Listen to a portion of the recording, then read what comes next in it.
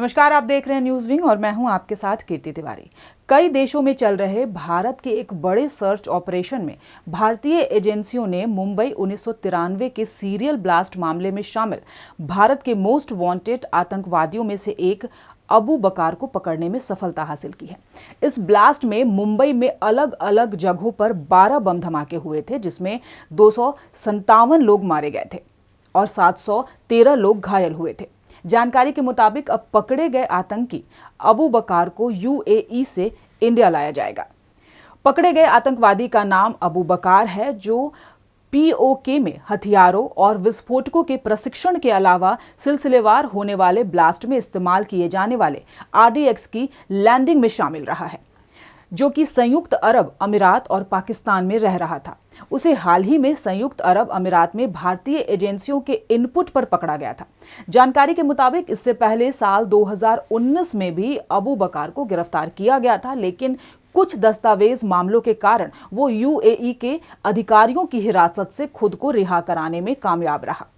आपको बता दें कि अबू बकार, जिसका पूरा नाम अबू बकार अब्दुल गफूर शेख है, जो मोहम्मद और मुस्तफ़ा दोसा के साथ तस्करी में शामिल था, जो दाऊद इब्राहिम के प्रमुख लेफ्टिनेंट थे।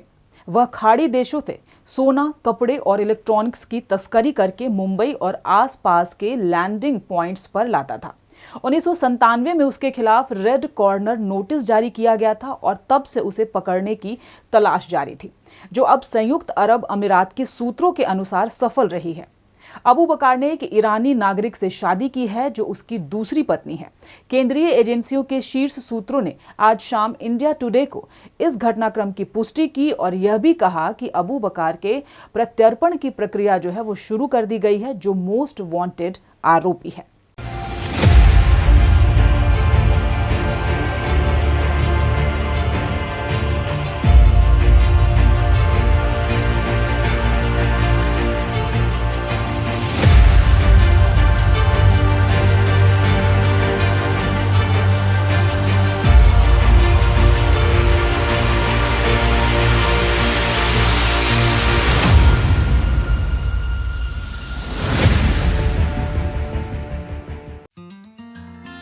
Giridih is a small place, and we have like very less facilities in terms of education and this kind of infrastructure. It came to our mind that basically there should be good opportunities for the students of Giridih, those who are leaving the town and going outside for studies, their higher studies and their education. I wanted my son to start with the coding classes, so I researched it online. I got through all the reviews and everything. Then I got in touch with the White Hat representatives, and I was very happy with the progress and all how he was doing. So then I thought that why not to implement it in our school so that all the students are able to learn this thing.